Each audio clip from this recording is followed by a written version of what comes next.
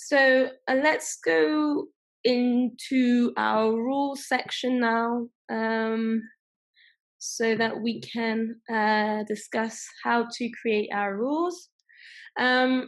So basically, rules, so that's the second automation feature of the help desk after the macros. So rules are kind of are actions that are automatically going to run over tickets, and that are going to be able to perform certain actions on these tickets if they fill in certain criteria and certain conditions.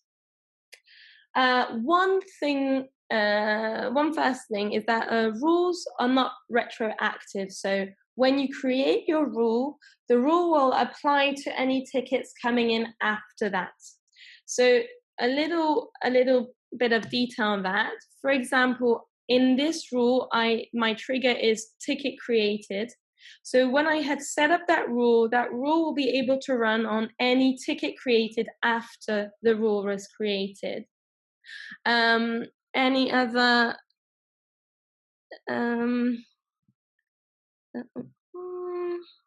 right, for example, in here my trigger is ticket updated, so the rule will be able to run for any ticket updated after the rule was created. Okay, just so that you're aware. And then for any new messages, I don't have any auto reply. No, and basically you can also have the trigger when there's a new message in ticket. So the same, the rule will only run for any new messages in any ticket after the rule was created, if I'm clear. So that's just one thing. So let's go ahead and create a rule. We're going to be doing some basic rules first, and then I'll be showing you some new features for the rules, and then some more interesting rules. So first, if we create our rules, so what we could do is, for example, auto tag and assign cancellation orders, cancellation tickets. Right, so there are three ingredients to a rule. So how it works is you are first going to tell the rule when it has to run. So it can either be when the ticket is created, when the ticket is updated, when the ticket is assigned to someone, or where there's a new message in the ticket. So these are the four different triggers you can put in your rule. I do recommend really to put only one of the four triggers, and I'll explain to you later why. So if you can keep the number down, I would definitely not put the four. I would put just one ideally. So this is the trigger. So this is when the rule is going to run. So then we go to the next part, which is the then. So basically what we're going to put here is either you can say directly, I want something to be done for all tickets created, or in most cases, you are going to put an if statement. So an if statement is basically saying, I am actually asking a question. So the rule is going to have to answer this question. And depending on the answer, I will put a then or an else action. So if is my condition, and in here there are many different options you can have. So I'm going to put, for example, for my cancellation, I'm going to put if the ticket, I'm going to put that it's not coming from an agent. So this is what you would need to make sure that the last message is not coming from an agent. So here, second thing is some people can't find it, is the and or the or condition. So I'm going to put, I need two conditions to be applied. I want that the message body contains one of, and then I'm going to put in my keywords that I want to search. Remember that the keyword search is case sensitive. So you need to think about how people could possibly write cancellation, how people could write out those keywords, and then I've maybe put refund and then refund, for example. Sorry. Refund and then refund. Okay, so I have my condition. So what the question I'm asking is, 1, is the ticket coming from a customer? And 2, does the message contain one of these keywords? Right, so that's a question, that's the if part. Now let's go to the second part. So this is the answer to the if. If the answer is yes, we go to the then. And in this part, we can either choose to ask another question, which is the if, or directly have an answer, action. I'm going to show you how we can, for example, put in a second if statement. Okay, I'm going to say if the, let's put anything else, ticket subject.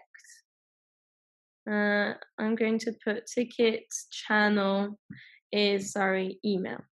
Okay, so basically what I'm saying is, first question, is the ticket coming from is it coming from a customer? And 2, does it have this any of these keywords? If the answer is yes, then I'm going to ask another question. Is the ticket channel an email?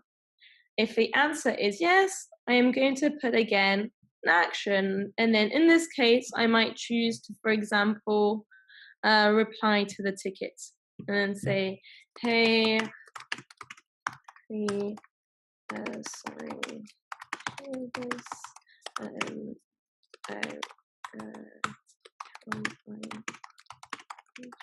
discuss your cancellation.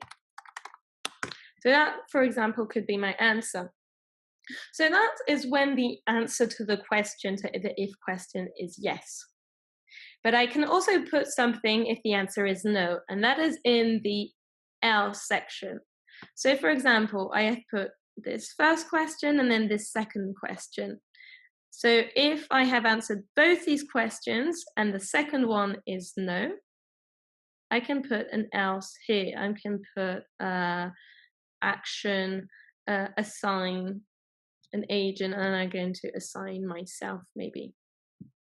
Okay, so what is basically doing? Let's go over this rule. First question. If I answer yes, then I go to this part. If I answer no, I would go to the button else, which is the end of the question. You can see what is highlighted. So if I go to my first yes, and then the answer to the second question is yes again, I'm going to put in this part. But if the answer to this question is no, I'm going to put this part. Okay? And of course you can leave the else part empty. Okay? Any questions on that?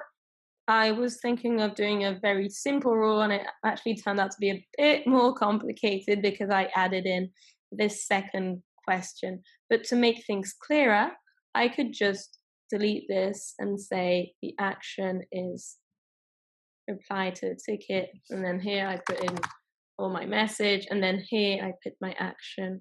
And in this case, I would only have one question to answer. Okay. If you have any questions, let me know and put them in the Q&A or in the chat. And if you don't, then we will go over to any examples. Okay. Do you always have to fill in the else, says Mary? No, you don't. You don't, because it's actually saying, so in the if, you're saying, okay, what is the answer to this question? If the answer is yes, then I'm going to do a particular action. If the answer is no and I've put nothing, then I just do nothing. So no need to put something in the else. You can leave it empty. That's for your question, Mary. Any more questions? I hope I haven't been too confusing with the multiple questions I ask. It was just to give you kind of a more complete example. So okay, Jamie, what is the difference between writing a condition under and versus adding another then if? Okay, if you're putting an and, that means you have two conditions to that question. And then the then afterwards will have to be a yes to both conditions. Okay? If you put if and then a second question, you're only putting one condition at a time. So, for example, if a ticket answered one condition and not the other, in the first case the answer would be no, and then in the second case it would be yes, it answers this first condition, and then no to the second question. So it kind of breaks down more the rule so that you can really create more groups of tickets according to what conditions they fill in. If that is clear, Jamie, let me know if that was unclear or not.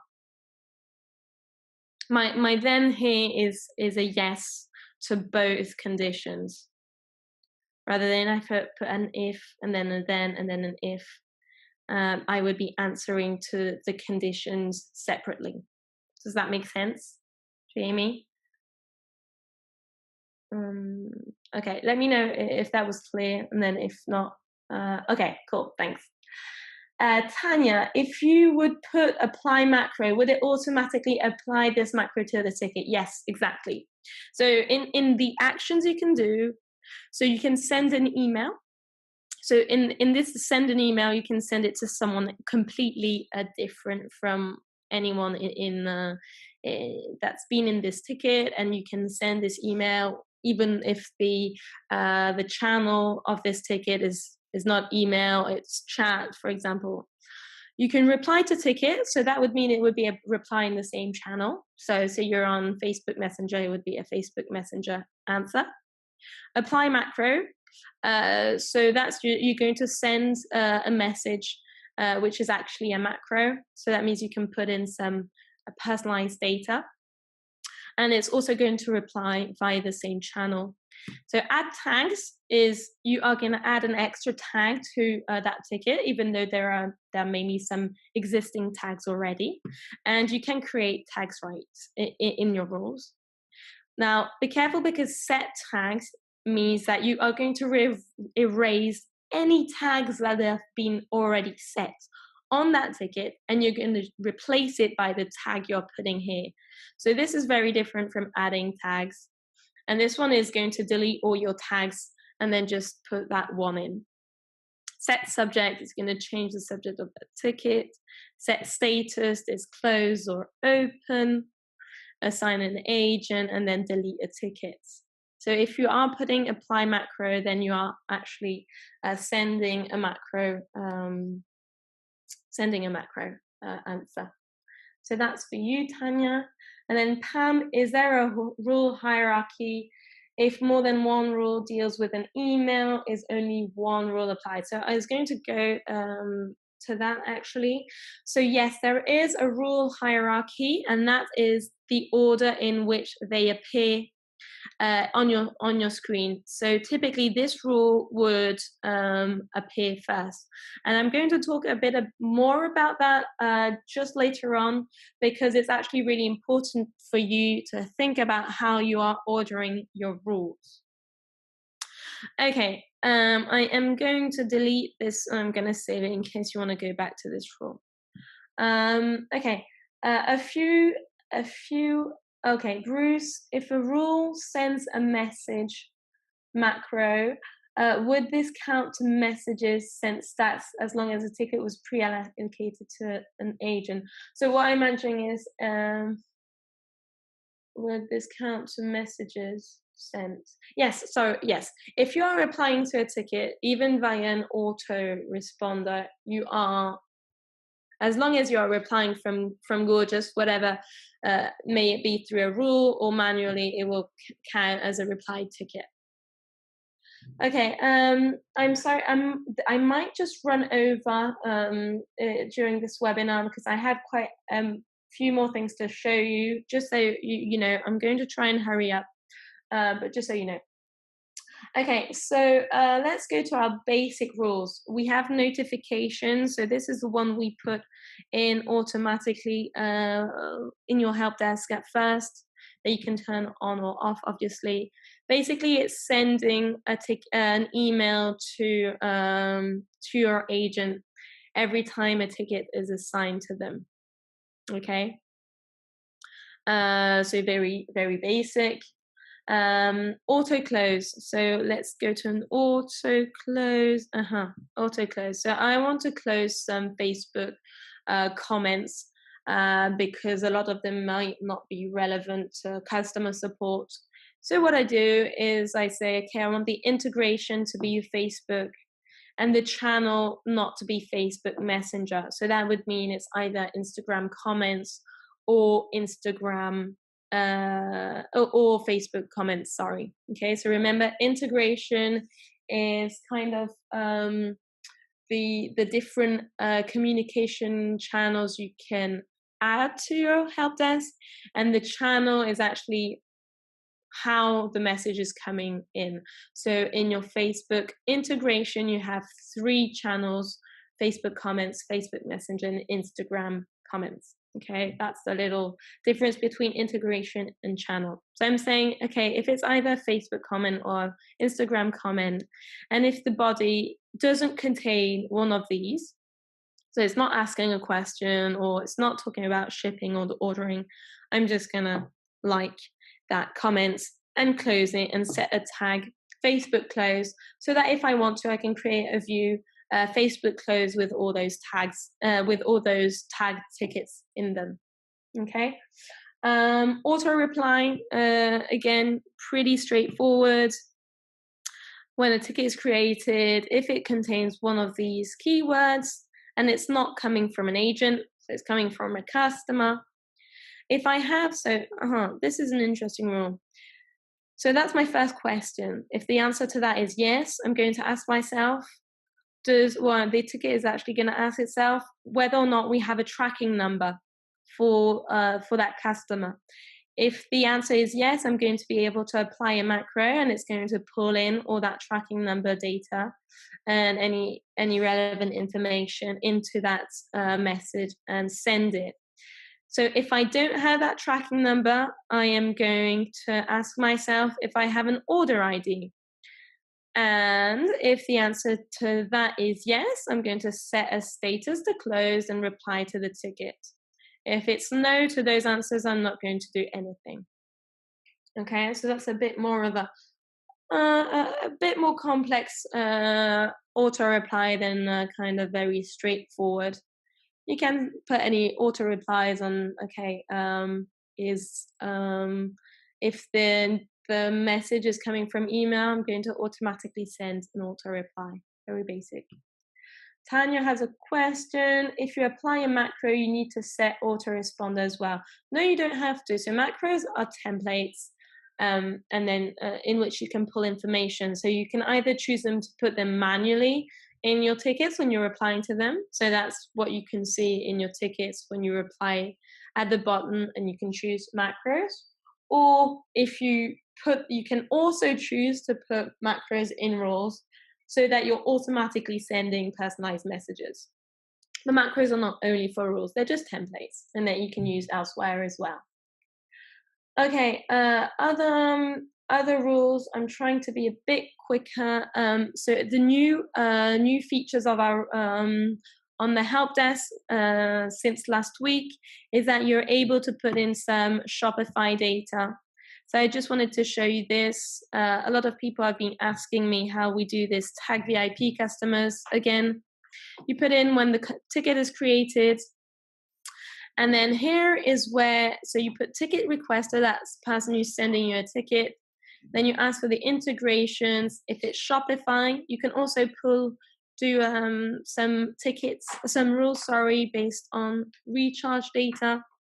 And then if you have the ability to ask for data from other apps, but in that case you would need a kind of developer or someone to put that information in. So the most straightforward, you can ask from either the Shopify data or the recharge data. You can go for either the customer in general or the last order of that person sending you the ticket. And then in customer, you can see when they created their account, how many orders they have put, if they have any particular tags in Shopify. And then the last order, you can see when it was created, when it was last fulfilled, what the shipping address is, the tags, any total discounts that have been applied to that order, any the total line items price, and the total price, including shipping and the discounts. Okay, so for my VIP, I'm going to put that the total spend is greater to or equal. Again, you can choose greater to or equal to, I think it was 100. So this is a new feature, and it's definitely cool so that you can also tag and do any customer support, also depending on how valuable that customer is or when they created their account, etc. So that's really cool. What else did I want to show? Yeah, so same, you can do that for recharge. More complex rules. I actually went around and had a look at some rules and other accounts when I was doing some customer support, and I found some really interesting ones. This one, unassigned closed chats.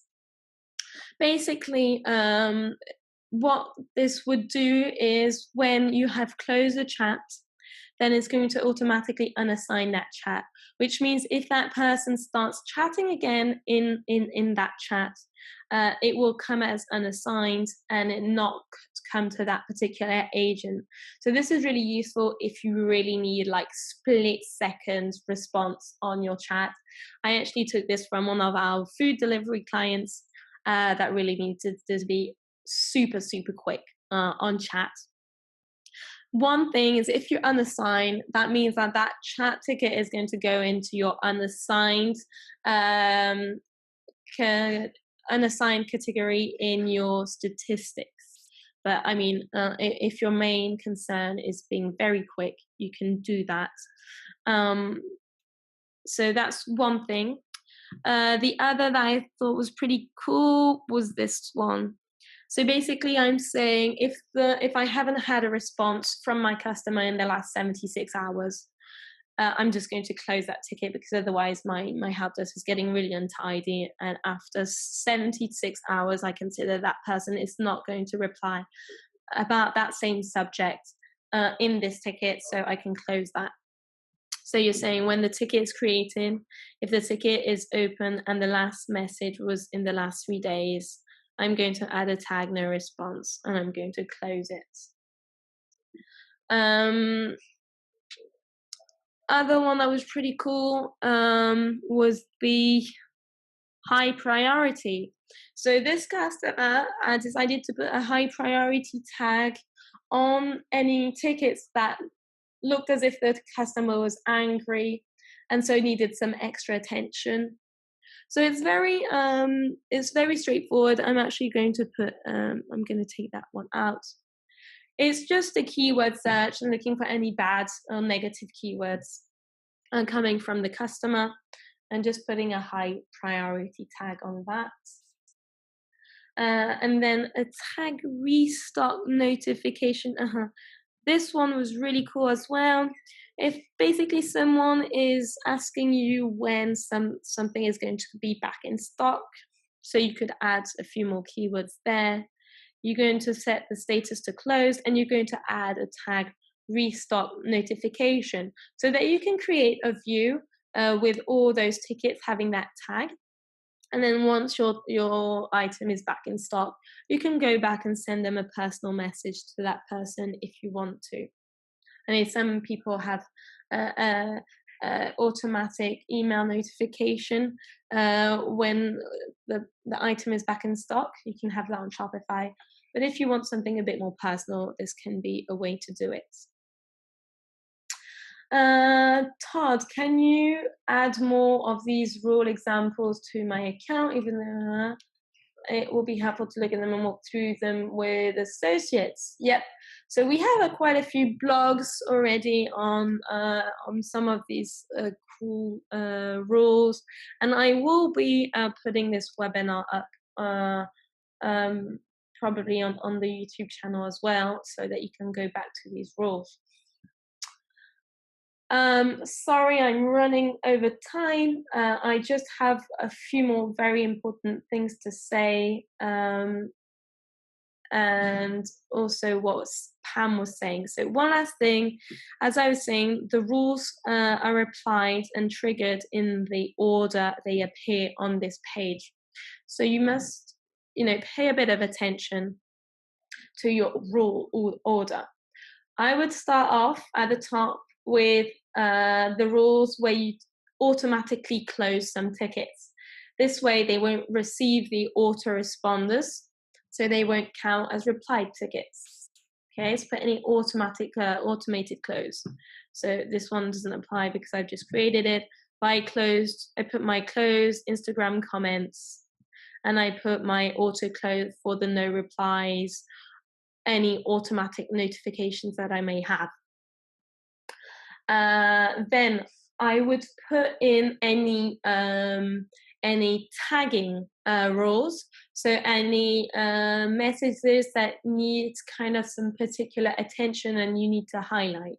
So typically your VIP customers, you may not want to put, to send them an autoresponder. So I would, for example, put this rule, tag them as VIP.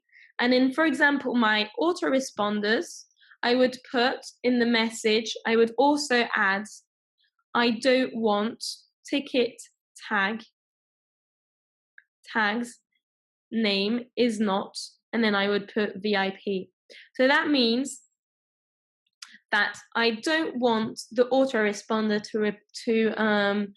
to be sending the message to any tickets with that VIP tag. Okay, so you can add that again in your question. So that's why it's important to have an order in your rules, so that you can also choose not to auto reply to some people. That could apply also to our high priority rule. You might not want to send an auto reply to someone that's already angry. So you put a tag here, and then you can say in your auto reply, in the if part, does the ticket contain the high priority tag? If it does, I do this. If it doesn't, I do something else. So you can put that condition as well, just to filter out some people who you don't want to send auto replies to, for example. So that's really interesting. And then next I would put then the autoresponders. Once you've filtered out the people, those other tickets. Remember also to put, the ticket status is open, because if you've automatically closed some tickets up here, then you obviously don't want them to be auto-replied. So you want to make sure that the ticket status is open, so that they will be filtered out as well. And the next thing is at the end, anything about auto-closing, but after you've replied. Or, so as we were saying, this auto-close ticket after no response, you would put that at the end, and then the unassigning closed tickets. And there's closed chats. So yeah, pay a little attention to your order, have a think through. Basically what I would say is put yourself in the life of a ticket. What happens when it comes in, and where should it go? What should be applied to it, a macro or a rule, and go through kind of the ticket process to establish your rules and in what way they should be ordered.